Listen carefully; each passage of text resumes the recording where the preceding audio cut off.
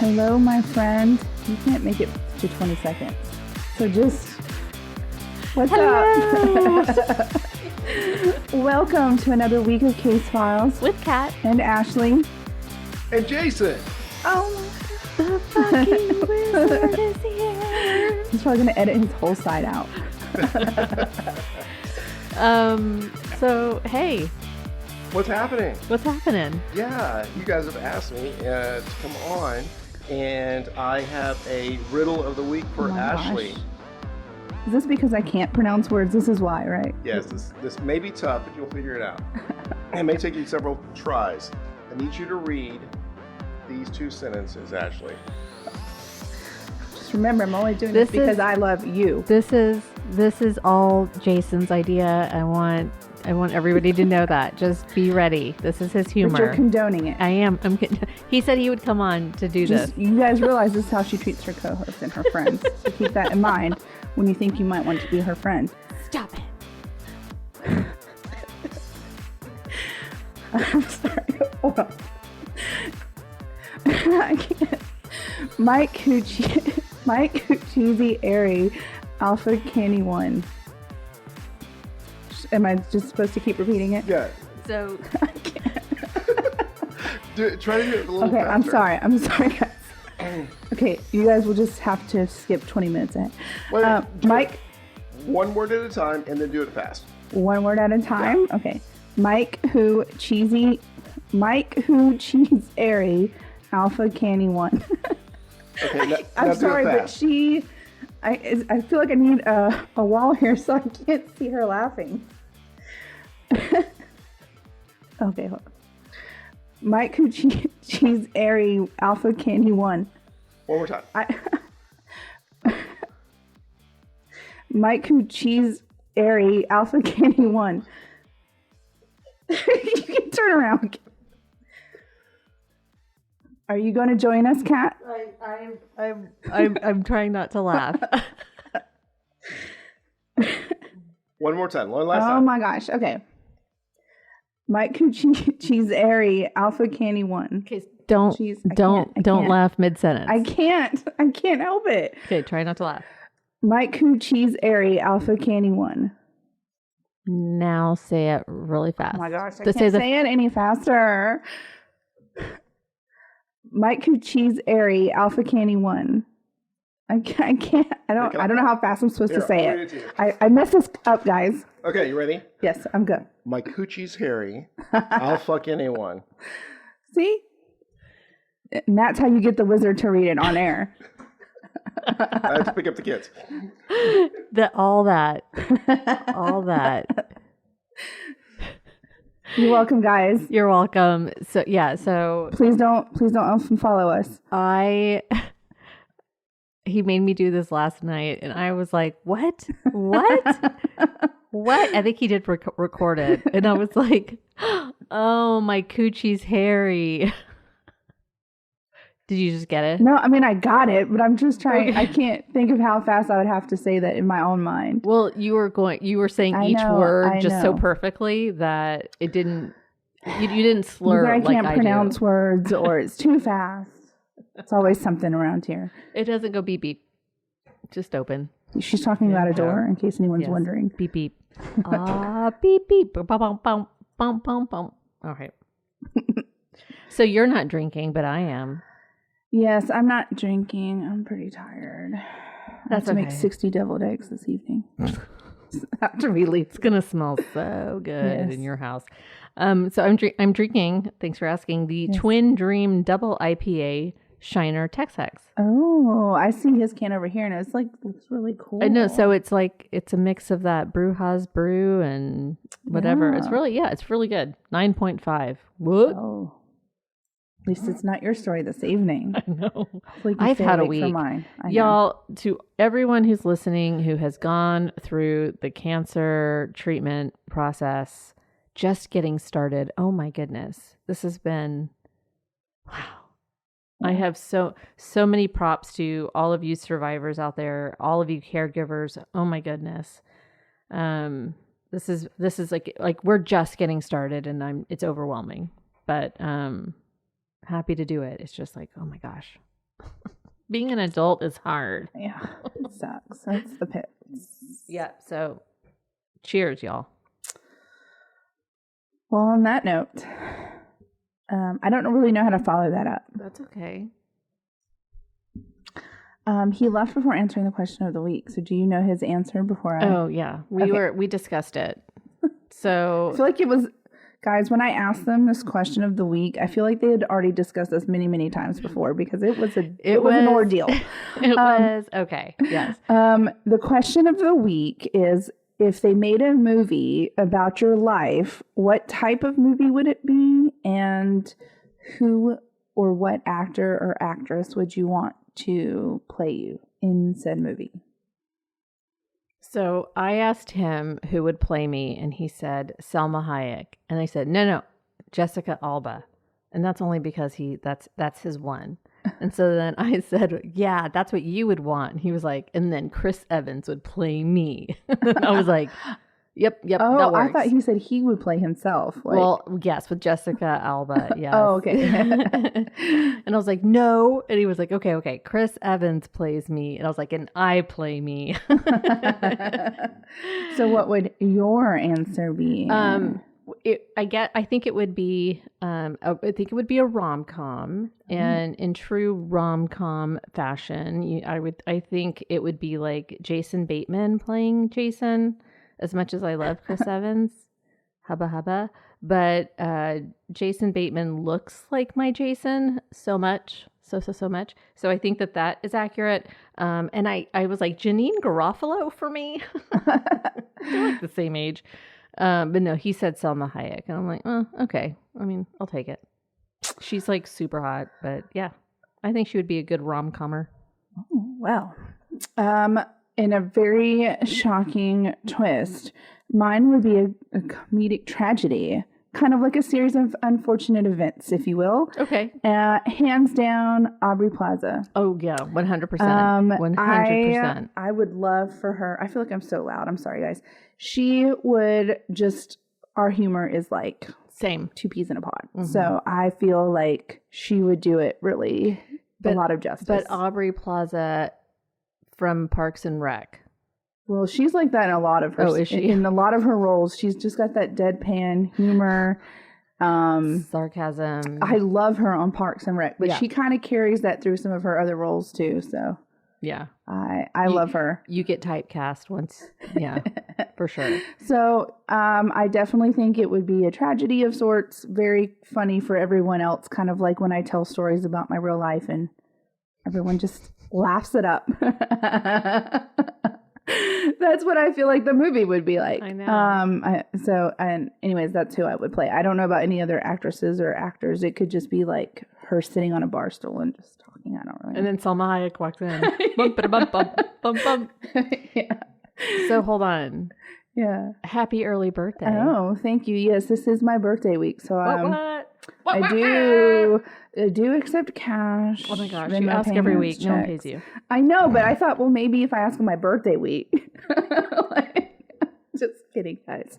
Kind of, unless you're really going to do it. Someone posted this will be the last thing I just shoot the shit about. But someone posted a meme that said, all these people out here complaining of people already decorating for Christmas are the same people who are like, it's my birthday month. Well, Karen, if you get to celebrate for a month, Jesus gets at least 2. Which made me laugh. When I was younger, I did the whole, it's my birthday month. I never did that. 3 months till my birthday. You still count down. You still count down. You just don't celebrate the whole month. I don't celebrate. I just let people know in advance that my birthday is on this date so that there's no surprises when it comes to my birthday presents. But gotcha. Honestly, at this age, which is 90, that would make me 100, bitch. I just don't care, really. I got you. Anyways, I'm going to go see an 80s band for anyone who is concerned about what I'm doing on my birthday, which no one is. So I'm just going to... Were you alive in the 80s? Yes. For like a couple of years? Yeah. Yes, I was born in the 80s. Thank you. I can listen to 80s music. I know it's crazy, but even if you're not born in the 80s, you can listen to 80s music. Mind blown. Okay, go. Tell your story. Okay, so We got Kevin. yes. So this is kind of long. I'll try to speed through some parts of it. But when I was looking for a story to do, I was looking at this list of just unsolved kind of crazy mysteries, and I've heard so many of them before, and I was trying to find something that maybe not a lot of people had heard about, and I saw this one. I was like, there's no way that's real. And then I started looking at it, and it was very interesting. So for more than 200 years, treasure hunters have flocked to a place called Oak Islands in search of real pirate gold. It is said to be buried in the Money Pit on Nova Scotia Island, like on Nova Scotia. So when I started looking at this, I've got information about kind of like the background and why they think there's treasure. All of the different people who have hunted for this treasure, and then like what's happening now with it, because there's a show about it now and people think they've figured it out and whatever else, and then talk about some of the conspiracy theories surrounding it. So that's kind of what I'm going to talk about in the story tonight. Ooh, fun. So again, it's called Oak Island. Hundreds of years ago, allegedly, someone buried treasure on Oak Island. Speculation has run wild ever since. What is the treasure? No one really knows, except that they think it was worth millions and millions of dollars. Some people said they thought it could be William Shakespeare manuscripts. Some people said it was pirate treasure. Some people said it was... How different. Yeah, just all of these random things, right? But like no one actually knew what it was or if there was anything at all. They just had heard stories. They wanted to figure it out. So... treasure hunters, archaeologists, politicians, actors, all kinds of people have come to this island and spent so much money to try and find like where this mystery hidden treasure is. So Oak Island's history was relatively uneventful. It was, kind of, they thought it was settled thousands of years ago. European settlers arrived in the mid-1700s. And then that's when kind of these stories of buried treasure started circling around 1850. So they think this island was settled 1700s, and then the story of the treasure 1850s. So the Liverpool Transcript published an article on August 8th, 1857. It was written by a man named J.P. Forks. He wrote that some very industrious individuals have buried large sums in endeavoring to unbury larger ones supposed to have been deposited by the renowned Captain Kidd. They have sunk their money but have left holes open. So what he means is like on the island there were holes in the ground that led to what they thought would lead to the treasure, basically. So wouldn't the holes fill in with like sand and... I don't know their logic. I'm just saying that's just what he said. He said... He was like, yeah, this captain pirate left his treasure. So years later, 1862, there was a story by J.B. Macaulay who stated that the tales of Captain Kidd began with the settlers. So on his deathbed, a former member of Captain Kidd's crew had allegedly told settlers that they buried about 2 million pounds of treasure on Oak Island. Oh, goodness. So while there is little evidence of that actually happen, like of Captain Kidd being in that area, the story just took off. So in 1864, the colonists, which was he was like the first troll. I know. He was like, oh, I'm about to die. You know what? The treasure, we buried it. It's in a hole. So in 1864, the colonists reported the possible discovery of the treasure's location. So there are several versions of how the digging started in this pit, because it's what they call the Money Pit on Oak Island is what they're calling this area where they thought the treasure was. And so the first version is... That's actually like on the map. Yeah. The Money Pit. The Money Pit. I'm looking at it right now. Yeah. And so in the late 1790s, a teenager named Daniel McGinnis supposedly came across a set of strange markings on an oak tree and an odd description in the ground next to it. What year was this? The 1790s. Oh, okay. So supposedly he came across a set of strange markings on this oak tree. There was an odd depression in the ground. So intrigued, he got the help of his friends John Smith and Anthony Vaughan. Familiar with the Captain Kidd stories, they started to dig. So they found this shaft with oak platforms that were every 3 meters, which is about 10 feet. So every 10 feet, there were these like wooden oak platforms and then markings from tools on the walls, like of the pit as it was going down. So they stopped about 29 feet down when they encountered some water. And so from some accounts claim that they stopped because of superstitious fears, but they didn't explain what the superstitious fears were, so I don't know. But it said the hole became known as the Oak Island Money Pit, and the curse of Oak Island is said to have originated more than a century ago, and states that 7 men will die in the search for the treasure before it is found. To date, 6 men have died in their efforts to find the treasure. So there was a curse that said 7 men would die trying to find it. So far, 6 actually have died. So maybe one more person should just sacrifice themselves. I don't really know, but that's how I feel. I feel like I need to go digging. So another twist on the story was that all 4 people involved as teenagers in this rendering, McGinnis first finds the depression in 1795 while on a fishing expedition, and the rest of the story is consistent with the first involving the logs found. However, it ends with all 4 individuals giving up digging before they could find anything or get anywhere.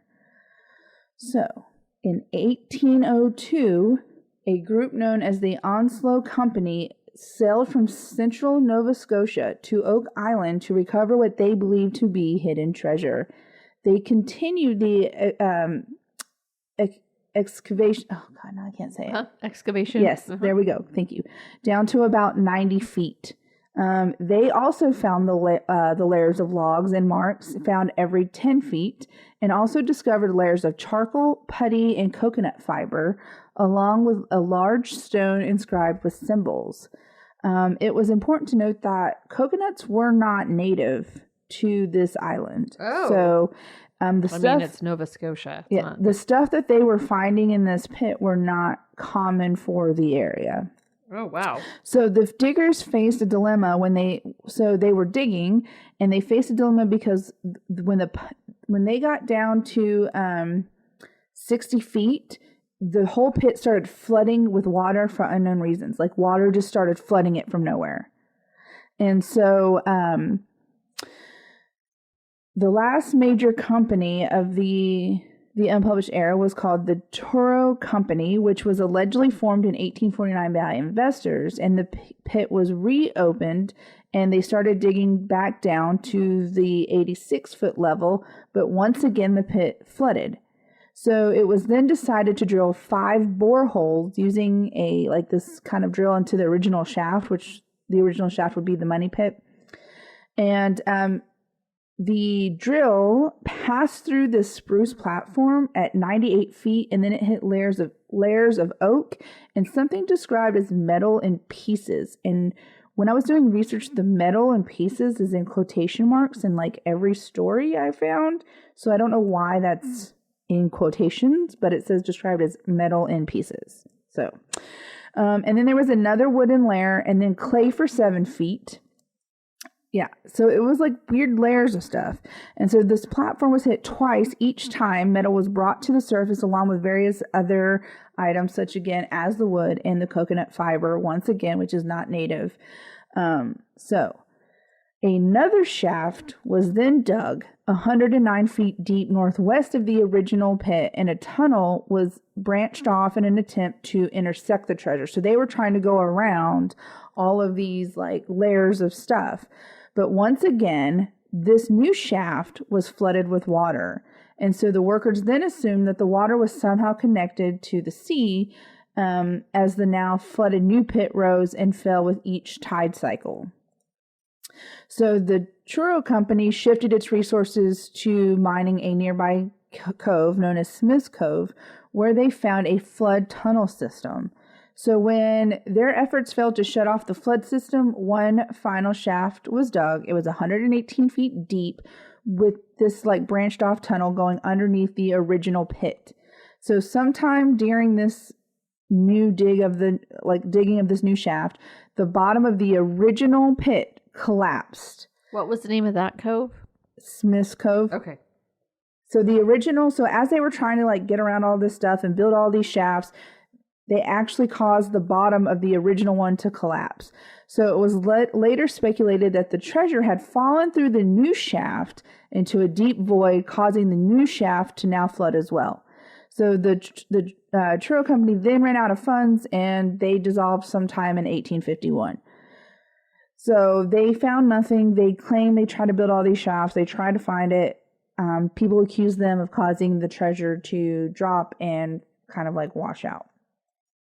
So the first published account took place in 1857 when the Liverpool transcript mentioned a group digging for Captain Kidd's treasure on Oak Island. So this would be followed by like a more thorough account by a justice of peace in Chester, Nova Scotia in 1861. The first published account of what had taken place on the island did not appear until October 16th, 1862, when Anthony Vaughn's memories were recorded by the transcript. So Anthony was one of the first groups of people that went when the kid found the tree and they found the stone. So activities regarding the Onslow and Truro companies were also included that mentioned the mysterious stone, and that the Truro owned that drill that was hitting the wood platforms along with the metal and pieces. So the accounts based on the Liverpool transcript articles also ran in the Nova Scotian, the British colonist, and is mentioned in an 1895 book called A History of Lunenburg County. So word started spreading. These companies had started doing all these digs. And so the next major dig attempt or like excavation attempt was carried out in 1861 by a company called, very cleverly, the Oak Island Association. They were super clever, super original. So the original pit was re-excavated to a depth of 88 feet and 2 more shafts were dug.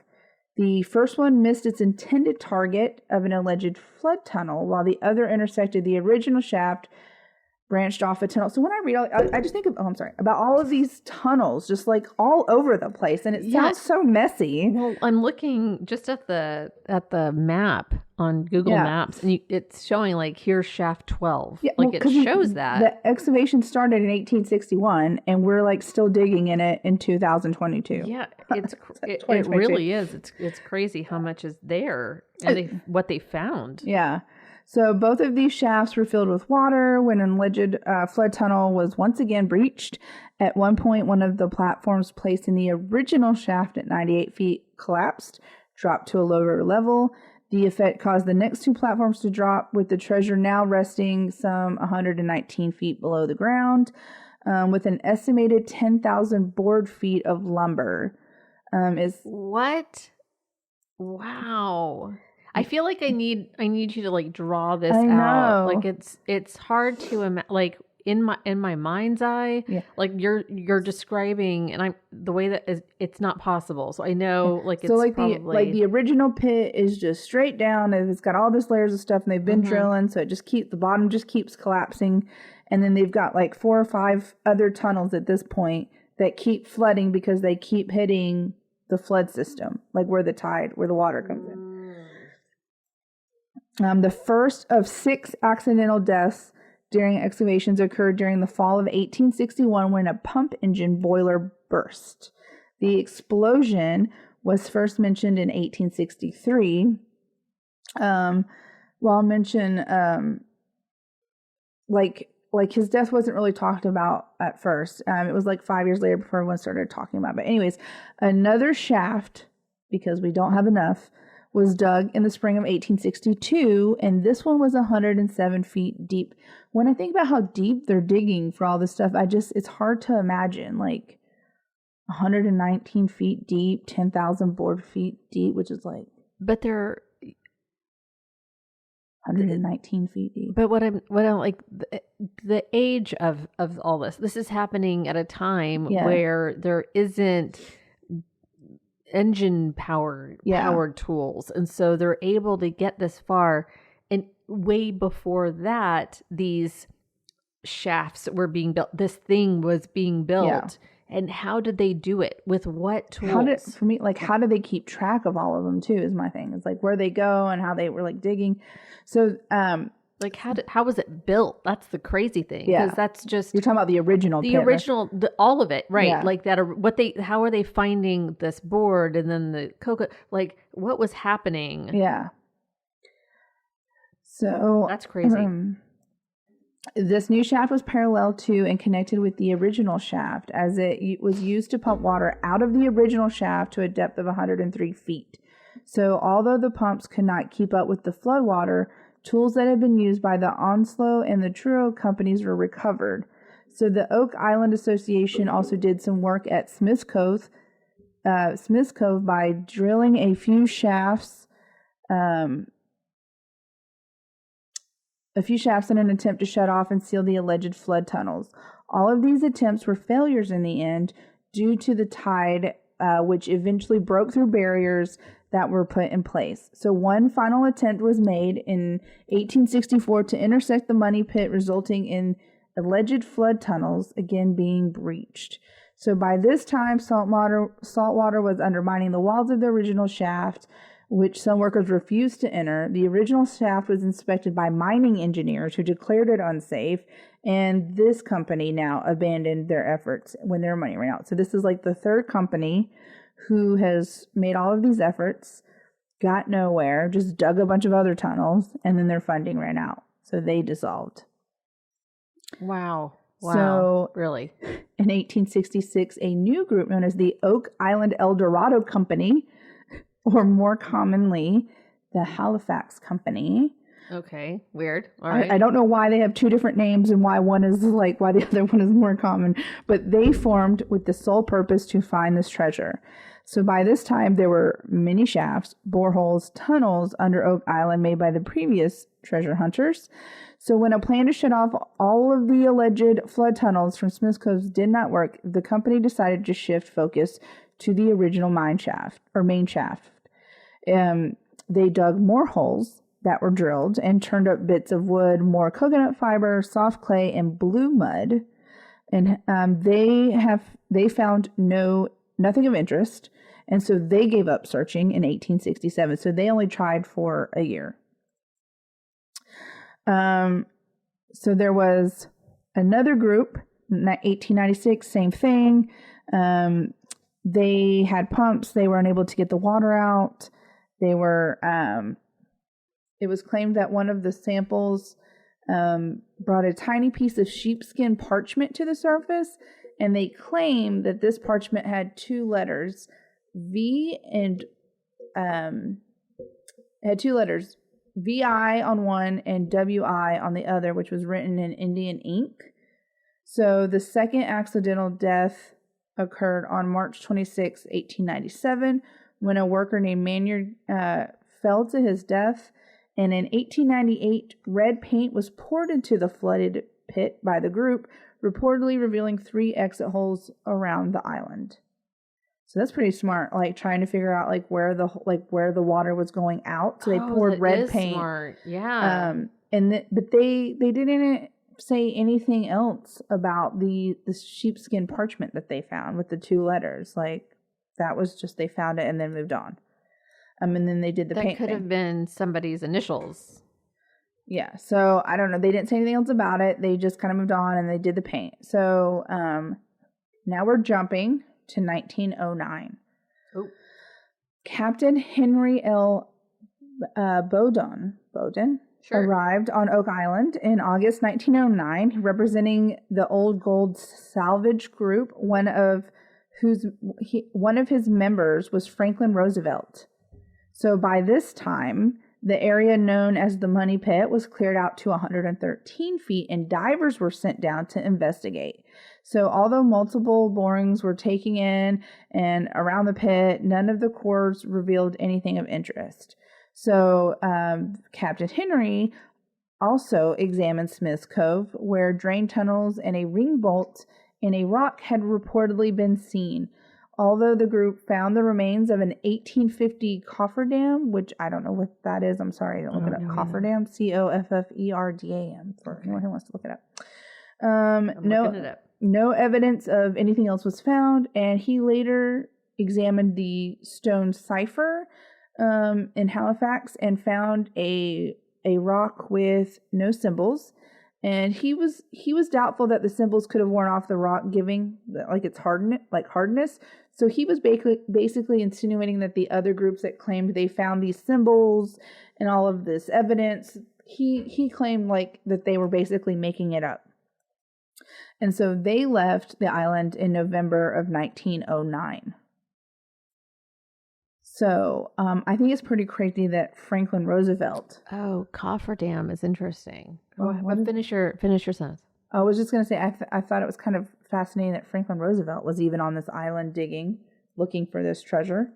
Doesn't surprise me. But what were you going to say? What is cofferdam? So cofferdam is a watertight enclosure from which water is pumped to expose the bed of a body of water in order to permit the construction of a pier or other hydraulic work. Oh. So they are made by driving sheet piling, usually steel in modern works, into the bed to form a watertight fence. Oh. How to build underwater tunnels and stuff. So, I will say that, do you remember if you were in this area for Harvey, that one house that had the flood dam thing built around it and its house didn't flood and everything else did? No. Oh, well, it was it's a thing you can buy for flooding, and it's called flood dam or something like that. He got the idea from this, from all the stuff that was happening. Stop it. From Harvey? I'm pretty sure it was Harvey, where they had it's a giant thing that you can make a barrier around your house, and it keeps the floodwaters out. Anyways, he said that he got the idea from one of the seasons of the show that was made about Oak Island. So anyways, I just thought that was kind of a side note for anyone who cares. Okay, so we're now in 1928. In 1928, a New York newspaper published a feature story about Oak Island, and William Chappell became interested, and he decided he would try this pit.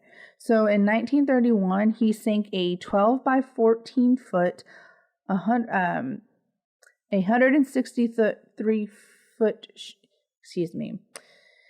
He decided to excavate the pit in 1931 by sinking a 12 by 14 foot, 163 foot shaft southwest of what he believed was the site of the original 1897 shaft, which was thought without evidence.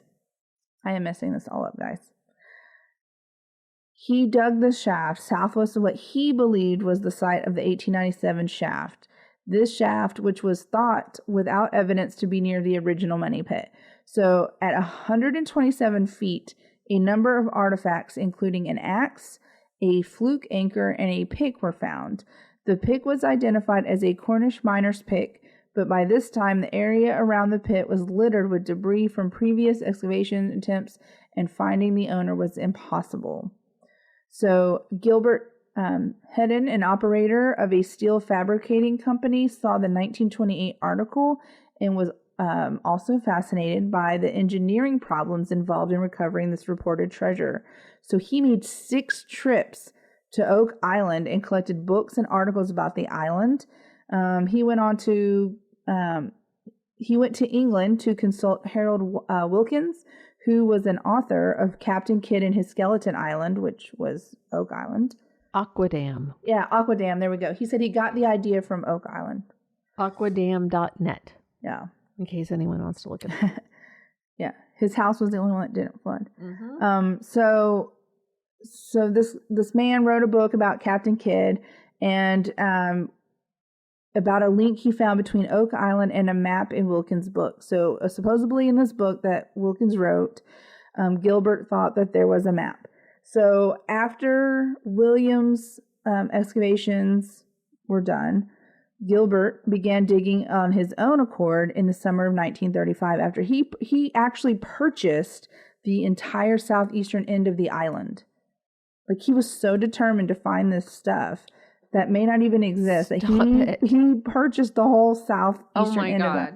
So in 1939, he informed King George VI about developments on the island. Further excavations were made in 1935 and 1936, but none of them were successful. So we're now like getting further and further. Now we're in 1959. That's what I'm saying. Like, there are so many people who are so crazy about trying to find this treasure, and about trying to, this whole curse of the island, all that kind of stuff. I want to know what's happening now, because you're talking about the show. So I want to know now. So a man named Robert Russell, his 18-year-old son and work partner Carl, came to the Oak Island in 1959 after signing a contract with one of the property owners. And in 1965, they tried to seal what was thought to be a storm drain in Smith's Cove and dug a shaft to 27 feet. An account of an excavation of the pit was published in January 1965 in Reader's Digest.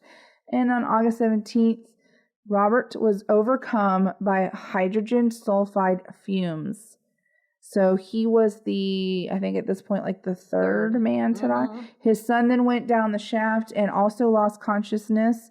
So then Carl and two other men went down in an attempt to save the man, like save Robert and his son. And then a visitor to the site named Edward White had also lowered himself down on a rope into the shaft, but he was only able to bring one person up. So Robert, his son, their friend Carl, and then one of the people who tried to save them all died. So 3, 4, 5, 6.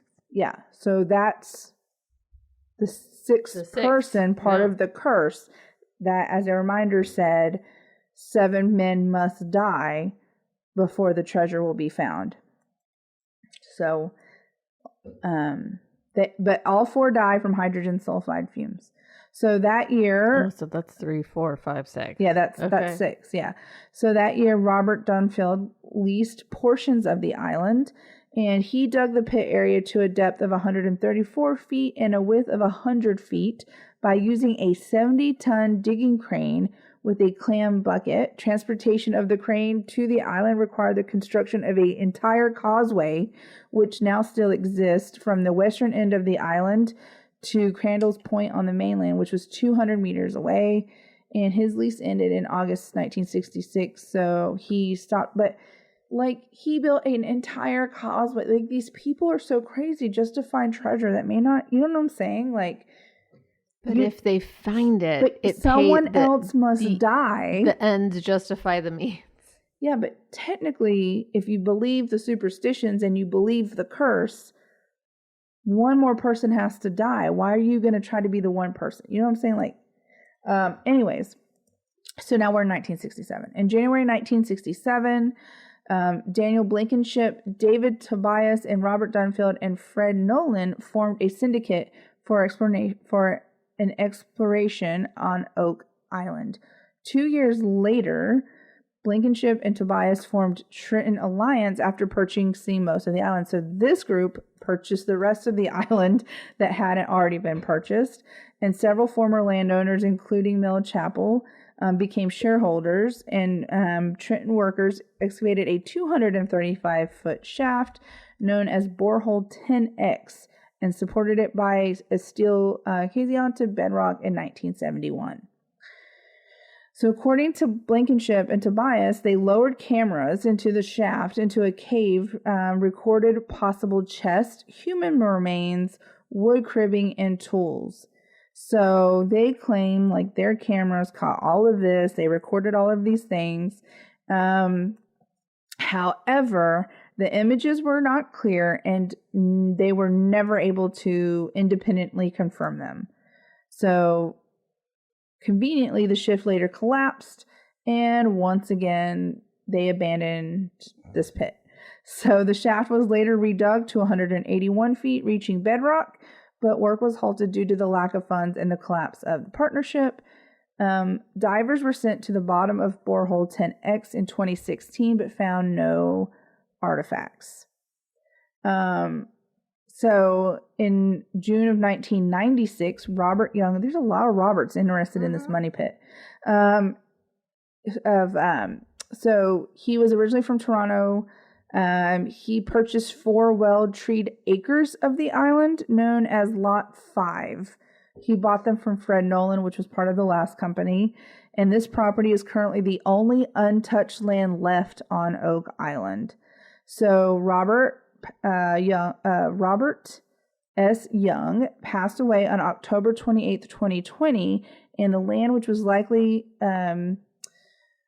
it was sold, and it's currently owned by, it was owned by his estate, and then they were going to sell it. So his extensive finds, because he did find quite a bit, supposedly, was including solid silver, 1781 Spanish half real, coins and stuff. And anyways, he says that he went the full yard. He had them documented. He had them inspected. He created a whole website for it. It's called oakislandlot5.com. So he published all of his findings on his plot of land that had not been dug on. And so during the 1990s, further exploration stalled because of legal battles between the Trenton partners and a lack of financing. So in 2005, a portion of the island was for sale for $7 million. And although the Oak Island Tourism Society had hoped that the government of Canada would purchase the island, a group of U.S. drillers did it instead. Go America. So now, it was announced in April 2006 that brothers Rick and Marnie of Michigan had purchased 50% of Oak Island Tours from David Tobias for an undisclosed sum. You got it. So the rest of the company is still owned by Blankenship from earlier, but Center Road Developments, in conjunction with a man named Alan and a man named Brian, they had purchased lot 25 for a reported $230,000. And the Michigan group working with Blankenship said it would resume operations on Oak Island in the hope of discovering buried treasure and solving this island's mystery. So Robert S. Young, who I'm on lot 5, so all of these things existed in his diggings. Right, on his land. His land. And there's coins and tools and some kind of pottery and bizarre things. Yeah. Plates, I guess. I don't know what these things are. Crests of some kind. Yeah. I mean, that's pretty interesting. Yeah. Because he said that, so his part of the land had never had any of the tunnels or any of the previous digs on it. So that's all stuff that he claimed he found on his own and wanted documented. I'm not sure how. Yeah, I mean, coins. Yeah. I can't see where they're from, but let me see. This is, I guess, from Spain. This is Spanish. Wow, that's really interesting. It's such a clear picture. Very detailed, yeah. Wow. And it looks like nails, really old nails. Wow. Very bizarre. And none of them could explain where any of this stuff came from because... no, that's Canada. Sorry, Canada. Okay. No one could really explain where the stuff was coming from because that wasn't really, supposedly the treasure. And the island had settlers on it, but no one was currently occupying it. It wasn't Galveston Island or some, you know what I mean? It wasn't like a tourism thing at the time. And all of this stuff was buried so deep in the ground, right? Like the coins and that's stuff. That's what's so weird. And the pottery. Like how did it get down there? It wasn't like in a cave. It wasn't like in a treasure chest somewhere. It was just like hundreds of feet in the ground. Buttons. Some of these, there's buttons, really old ass metal buttons. So at this point, the island's still a mystery. No one understands where all the stuff's coming from. Arrowhead. No one understands if there's actually treasure. No one knows if the curse is real, but I will say 6 people died, so I feel like it's pretty real. Am I going to go dig there? No. In July 2010, Blankenship and the other stakeholders in Oak Island announced on their website that the Nova Scotia Department of Natural Resources and Department of Tourism, Culture and Heritage had granted them a treasure trove license, which I didn't even know you could get something called a treasure trove license, but I kind of just want one. I want to go pirate hunting, but anyways, you do? Not there, but anyways, treasure trove license, which allowed them to resume activities until December 31st, 2010. After December 2010, the departments were going to take away the license, and they replaced it with an Oak Island Treasure Act. The act, which became effective on January 1st, 2011, allows treasure hunting to continue on the island under the terms of a license issued by the Minister of Natural Resources. So, exploration of the by the brothers, the Rick and Marty, the ones that are currently that have the show. Okay. They have documented their travels and everything in a reality TV show. It started airing on the History Channel in 2014. It was just called the Oak Island. I think it's called the Oak Island Money Pit. Are you going to talk about the rock? Which rock? There's a lot of rocks. The Hornfels Rock? Perhaps. Okay. If not, you are. I'm just there was so much caption. stuff that they. So this is one that rings like a bell when struck with a mallet. Oh, wow. And it's a rock. I even got to that one. It's on that dude's property. So it guys, has markings on it. You may be like, why are we talking about this on a True Crime House? But let me tell you, this stuff is crazy. Like, to me, like, they still don't know how all of this stuff ended there. It's unsolved mystery. It is. It's an unsolved mystery. It absolutely tracks with what we like. There's a History Channel show about it, and I love history. So I love history. So you're gonna have to deal with it. Nobody dies. Well, actually, 6 people died. But 6 people died. See, it's true crime. Boom. All right. Mystery. There's still a curse. And there's buried treasure. So, anyways. There's arrowheads and coins and buttons, y'all. There's cool stuff, guys. Okay.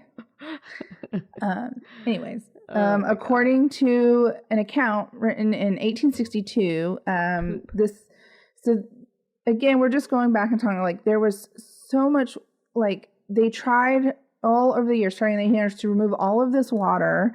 It was all unsuccessful. The explorers have made claims about an elaborate drainage system extending from the ocean beaches to the pit. Of course, the later treasure hunters claimed that the coconut fibers that were discovered beneath the surface of a beach in 1851, this led to the theory that the beach had been converted into a siphon, feeding seawater into the pit through a man-made tunnel. So a sample of this material was sent to the Smithsonian Institution during the 20th century, where it was concluded that it was, in fact, coconut fiber. So basically what they're saying is, like, they feel like all of these tunnels where the water is, like, flooding in, it was kind of like a booby trap. Like, they feel like it was man-made, so that way if someone got close to the treasure, it would start flooding as like a booby trap method to keep them away from the treasure. How smart were they? Man, pirates were smart. That's what the theory is that they intentionally man-made this tunnel of water flow. But then my question is, like, how would they then get back to their own treasure? That's what I'm saying. So there was a way around it. So one expedition claimed to have found a flood tunnel lined with flat stones at 90 feet. And geologist Robert Dunfield wrote that he carefully examined the walls of this pit, and he was unable to locate any evidence of this supposed tunnel. So, like, all of these different companies argue that the other companies are lying about the evidence that they've found, or trying to disprove the other companies. What? So at the invitation of Boston area businessman David Muger, a 2-week survey was conducted by the Woods Hole Oceanographic Institution in 1995. This is the only known scientific study conducted on the site after all of these years. Oh my gosh. So they also ran a dye test in one of the holes, and the institution concluded that the flooding was actually caused by a natural interaction between the island's freshwater and tidal pressures and underlying geology. So this totally refuted that there was any kind of man-made tunnel. So they proved that the geologist was false, who was trying to say the other companies are false. So the Woods Hole scientists who viewed the 1971 videos reported that nothing conclusive could be determined, which when they say videos, they're referring to the ones where those people said they put the cameras down and saw the human remains and the treasure chest and all of this stuff. So the reported 5-finger drains at Smith Cove had recently been thought to be remains of an early salt works with no connection between the drains or any flooding of the pit.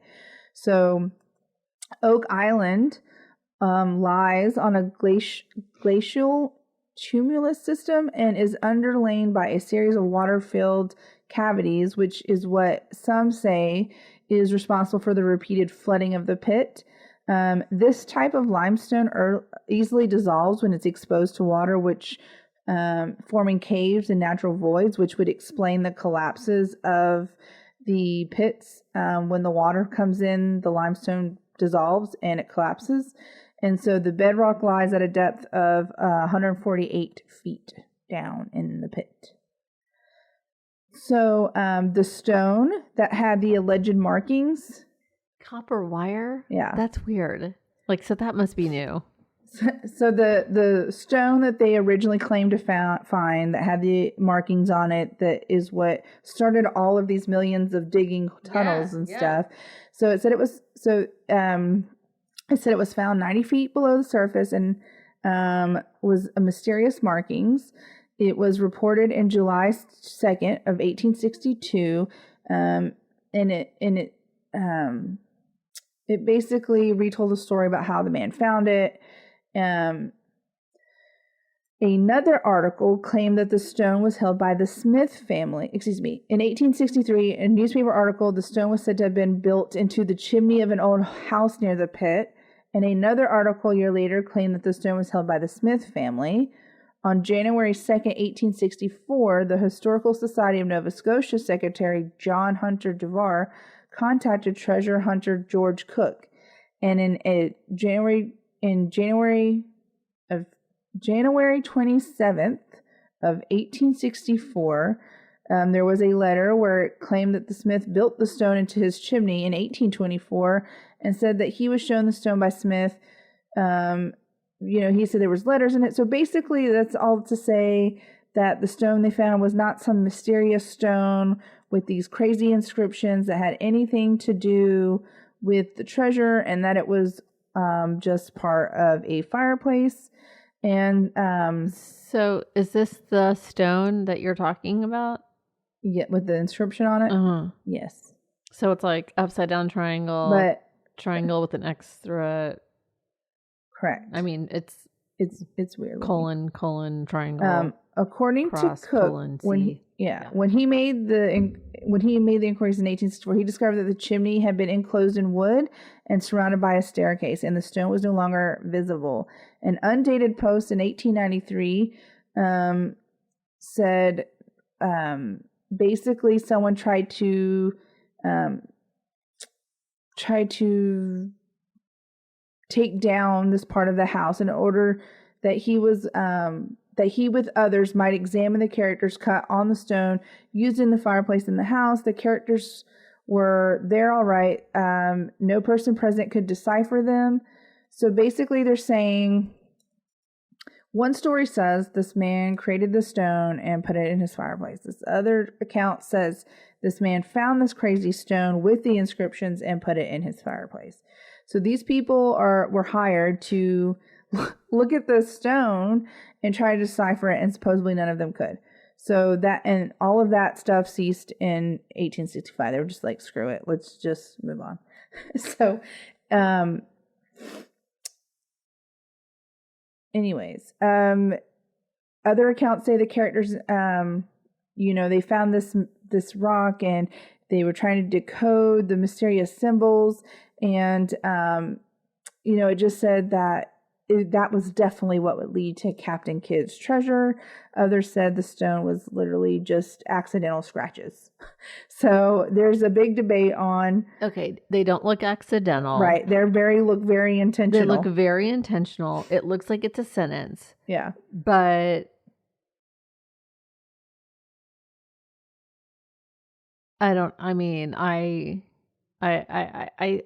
want to do research on how they came up with what those symbols represent. Okay, well, I actually have the answer to that, because the next mention of the stone that was at this point, hold on, but this is what they look like. That is the stone that we're referring to. Yes, like straight across, 3 or 4 letters together, then 3 letters, then 5 letters, and it looks like it's supposed to be words.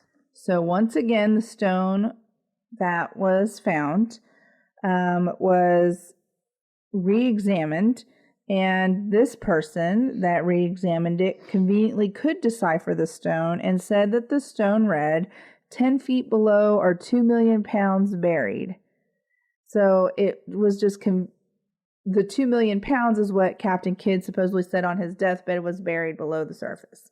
This man named James said he could decipher the stone, and the stone read 10 feet below are 10 million pounds buried. But mind you, they have built like 1 million tunnels at this point that were way further than 10 feet down. So this is 40. Do what? This says 40. 40 feet down? 40? This particular website. Yeah. Which is Oak Island Mystery, whatever. 40 feet below 2 million pounds are buried. Well. Yeah. Who knows? They're all trying to argue with one another about who's right and who's wrong.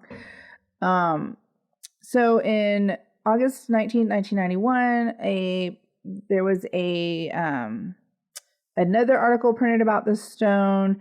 This, they said the other captain that I talked about earlier, he said that the stone he saw had no symbols on it, and that he was told that, or he said that, it is possible that the stone symbols could have worn off, but he was very skeptical.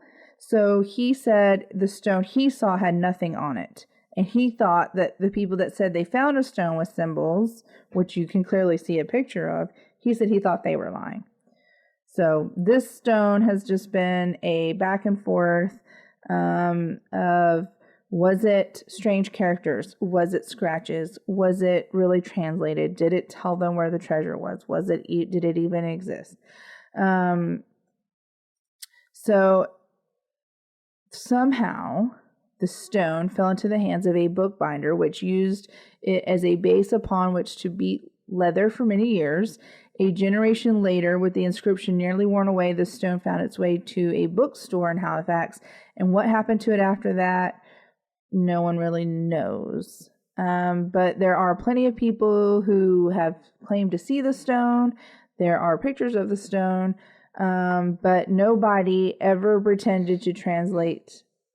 seriously pretended to translate the inscription other than the man who claimed it was talking about the treasure. So they don't actually know where the stone is. They think it was bought by a man in 1866. But anyways, so I'm going to talk about some of like the investors, like Franklin Roosevelt. Stirred family stories originating from his sailing and trading grandfather. They began following the mystery in the late 1909 and early 1910. Roosevelt continued to follow it until his death in 1945. Wow. And throughout his political career, he monitored the island's recovery attempts and development. Although the president secretly planned to visit Oak Island in 1939 while he was in Halifax, fog and the international situation prevented him from doing so. Australian-American actor Errol Flynn invested in an Oak Island treasure dig. Oh, excuse me, Errol. Mm-hmm. Sorry. Mm-hmm. Sorry, guys. He's famous. Actor John Wayne also invested in the drilling equipment used on the island and offered his equipment to be used to help solve the island's mystery. So William Vincent Astor, heir to the Astor family fortune after his father died on the Titanic, was a passive investor in digging for the treasure on the island. Admiral Richard E. Byrd Jr. was also a passive investor and treasure hunting and monitoring their status. Byrd advised Franklin Roosevelt about the island, and the men forged a relationship forming the United States Antarctica Service, which is a federal government program with Byrd in command. So it wasn't just crazy treasure hunters. It wasn't just bored people. These are legit. It was people. Actors. It was politicians. Yeah. It was all kinds of people trying to find this damn treasure and build 1 million different tunnels. Is there anything today that resembles that? That resembles the money pit? Like, is there anything today that people from all swaths of life? I would say probably the Bermuda Triangle. The Bermuda Triangle. Or any of the triangles. I mean, I guess people are still going on. There's a show now on Oak Island. I guess it's still the case. Bermuda Triangle. Yeah, maybe. I don't really know if there's anything that people come together on anymore. You know what I'm saying? Like, it's weird. Maybe I think people are interested in the Titanic still and finding it and seeing it, and there's so many conspiracy theories. So in that respect, yes.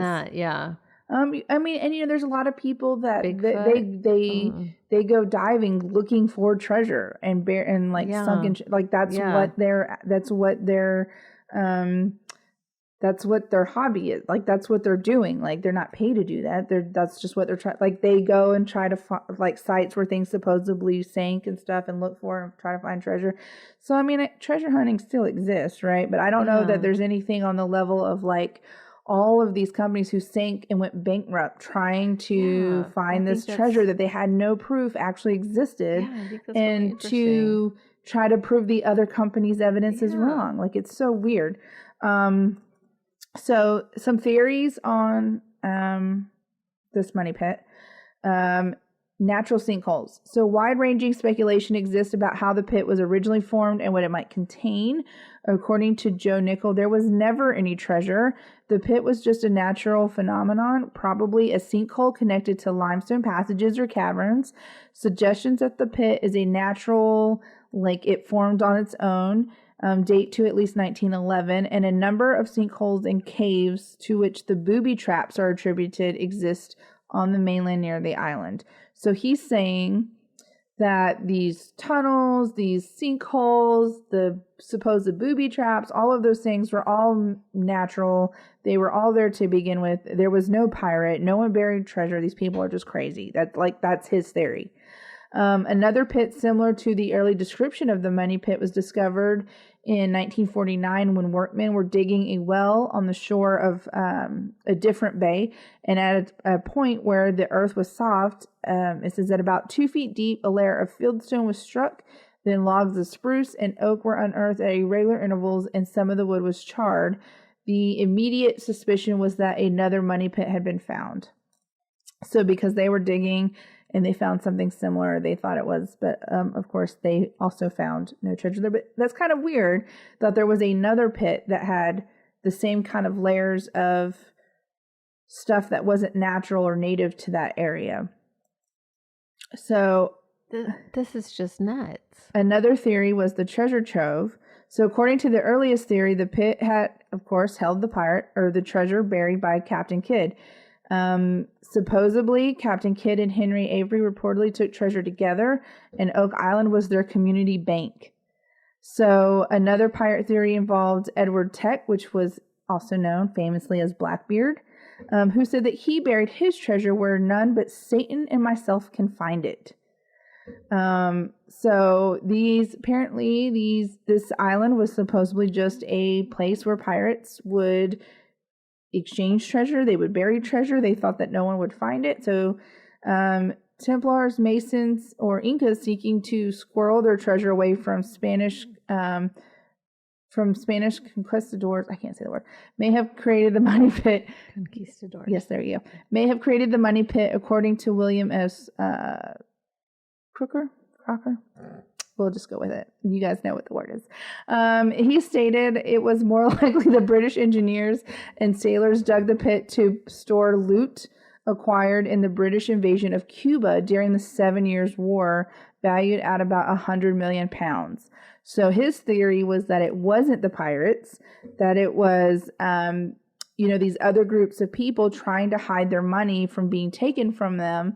And so that 7 Year War that was happening, he said that's when they buried treasure there. So another possible explanation includes the pit being dug by the Spanish sailors to hold treasures from wrecked ships and by British troops stationed there during the American Revolution. So they say it could have been pirates. It could have been natives. It could have been the British, or it could have been the Spanish sailors. So John Goodwin wrote that given the apparent size and complexity of the pit, it was probably dug by the French army engineers hiding the treasure of the fortress of Louisbourg after British forces captured the fortress during the 7 Years' War. So there's all these different theories that all of these different people have been using this mysterious island for hiding treasure. So artifacts. We already talked about some of them, but many other legends have been invented to falsely link various historical persons with Oak Island. None of them have been proven. Some unproven stories allege that Marie Antoinette's jewels, missing except for specimens in museum collections, may have been hidden on the island. On October 5th, 1789, there was an angry mob was incited of Persian working women to march on the palace of, oh my God, guys, I can't pronounce any of these damn words. We're just going to say they were marching on a palace. It's irrelevant. It's irrelevant what palace they were marching on, okay? Anyways, on October 5th, 1789, revolutionaries incited an angry mob of Persian women to march. According to the undocumented story, Marie Antoinette instructed her maid to flee with her jewels. The maid fled to London with the jewels and perhaps artwork, documents, and other treasures. It said that the woman then fled from London to Nova Scotia, which is how her jewels would have ended up buried on the island. But why would she bury it and not just keep it? I don't know. William Shakespeare. They didn't fly. Okay. It said fled. It didn't say she flew. Okay. It said the woman then fled from London to Nova Scotia. Guess they invented a plane. In his book from 1953, The Oak Island, A History of Inquiry into the Origin of the Money Pit, this author wrote that the pit was used to hide manuscripts, indicating that Francis Bacon was the author of William Shakespeare's works and a leader. Yeah. And in the book, it also says that the second cryptographic Shakespeare, published in 1990, identified ciphers in Shakespeare's plays and poems which pointed to Bacon's authorship. And author and researcher Mark Finnan elaborated on this Oak Island theory, which was also used in the Norwegian book The 7 Steps to Mercy, and a TV series called Sweet Swan of Avon. So this theory claims that this man wrote all of Shakespeare's stuff, and they buried the transcripts so that no one would know. And that's what's hidden on the island, and that's what people are trying to find are the original manuscripts of William Shakespeare. And also, same author, in his book Oak Island Secrets, he wrote a lot of books about this island. He claims that the markings were found on Oak Island, and the shaft or pit and its mysterious contents seem to replicate aspects of like the Masons. Like a Mason's invitation, right, involving a hidden vault with a sacred treasure. There have been parallels between Oak Island accounts, the secret vaults allegedly in York Rite Freemasonry, and the Chase vaults on Barbados. So Freemason Dennis King examined the aspects of the Oak Island legend in an article, and he said that the pit was probably dug by exiled knights,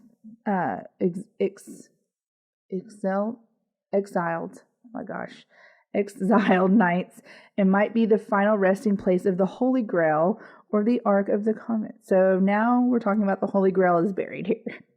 Ark of the Covenant. Yes. Not convent. Oh, gosh, whatever.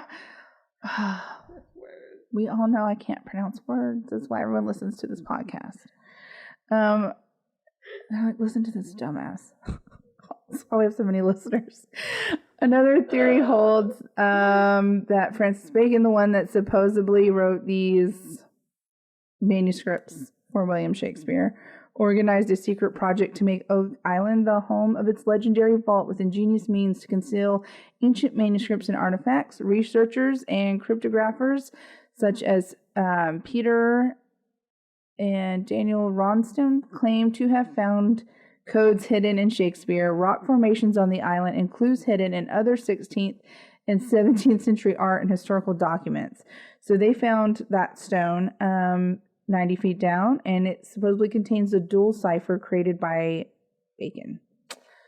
So again, they think that someone else wrote Shakespeare stuff. So this is the last theory here, and it was author Joy Steele suggests that the Money Pit is actually it dates back to the historical period when Oak Island served as a tar-making location as part of the British industry, like naval stores industry. So when marine biologist Barry Fell attempted to have the symbols on the stone translated, he said that the stones resembled an alphabet and read, "To escape contagion of a plague and winter hardships, he is to pray for an end of mitigation. The people will perish in misery if they forget the Lord." So quite a bit more words than 40 pounds buried 10 feet below, or whatever the hell it was. He said it was a whole paragraph claiming people were going to perish and escape plague if they didn't pray. So that was, he was not obviously considered very credible because the inscription was not even that long to begin with. Like, it was crazy. And then so on the show that was happening on the History Channel, the two brothers, they feel like they have found the treasure, which was like coins and like a sword, but they couldn't really prove where it came from. It's actually a pretty interesting series. It is, I'm pretty sure it's still on the History Channel. I watched clips of it on YouTube. So anyways, the technical mystery though is still unsolved as far as anyone's concerned. So how much worth of gold did they find? How much gold? The brothers? Yeah. Oh, I don't know. Do you know that? I don't know how much. I don't think they found any gold. I thought they found the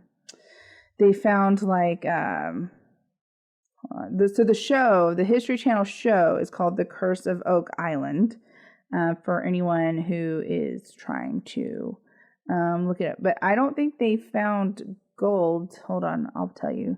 They found a sword, I know for sure. They found some like coins. They found jewelry. They found a jeweled brooch. They found a granite stone. It had symbols in it. They found 2 iron objects on the west end of the island. These were later specified as like blacksmith tools, and they dated back to the 14th century. The team saw equipment as evidence of intense mining. So they felt that proved like there was a lot of mining that was happening at some point. They found bone fragments. They were originally identified as human bone, but later tested and they were shown to be of European ancestry, and the other one was Middle Eastern. They found a piece of chain, which was found coupled with some bone. The team linked this to a theory that the treasure was buried. Some of the slaves who dug the shaft were chained and buried alive deep underground, and that their vengeful spirits would be what caused the curse of the island, and because their spirits were like guarding the treasure. It said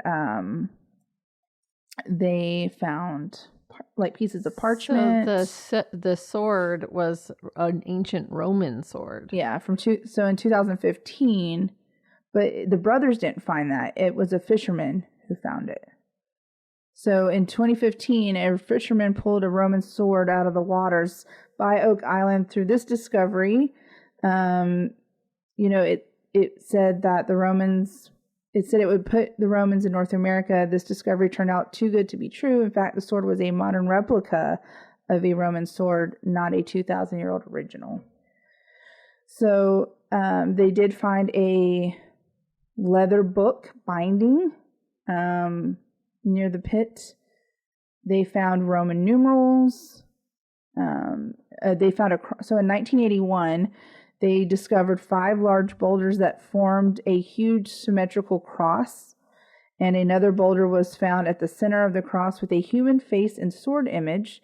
It was very similar to what tombs looked like, and so it's known as the Nolan's Cross, and these boulders have evidence that an Atlantic fleet of Templars went to Oak Island and buried some treasure. Look, I don't care.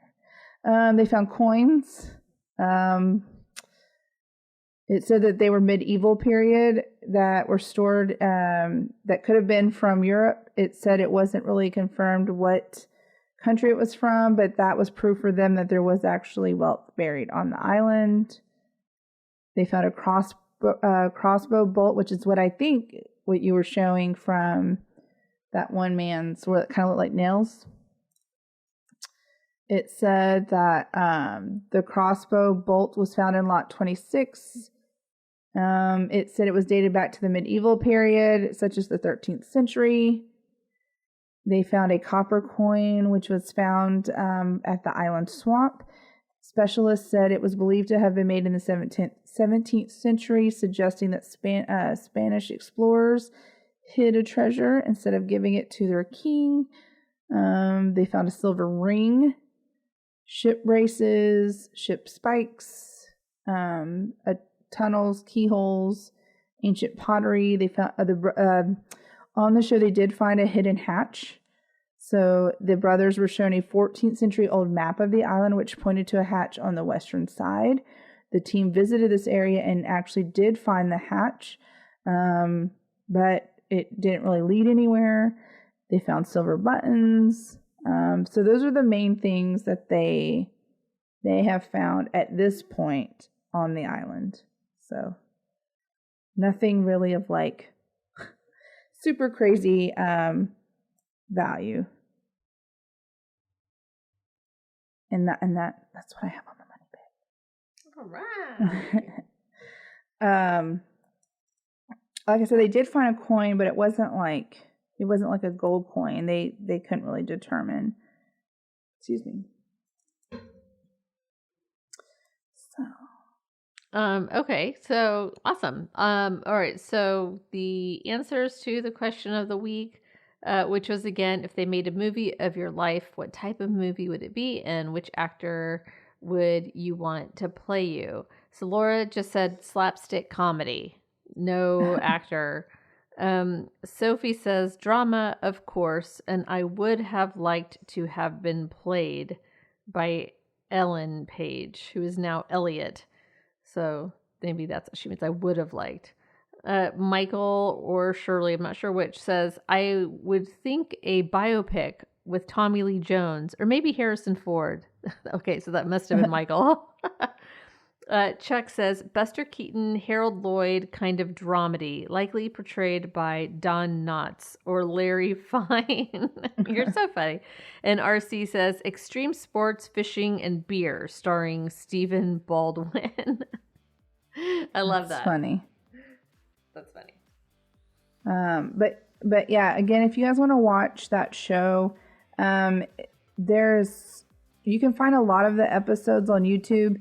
They claim to have solved the mystery of the island, but I don't know that they really have. There's so many different people that have been digging on the island and dug these holes and made these tunnels. And so it's like, how many of them were other companies? How of them were man-made? How can you prove now, like, if it was a pirate or whatever? There's been so many people on this damn island. Like, it's so hard now. And so they find all this random stuff, but they can't really prove, like, was it buried? Was it just left there during these other companies? And then, of course, no one's willing to sacrifice someone to see if the curse is true. So I guess that will just unfortunately remain unsolved. I'm a little bitter about it. So maybe we'll have an update when someone else dies. What are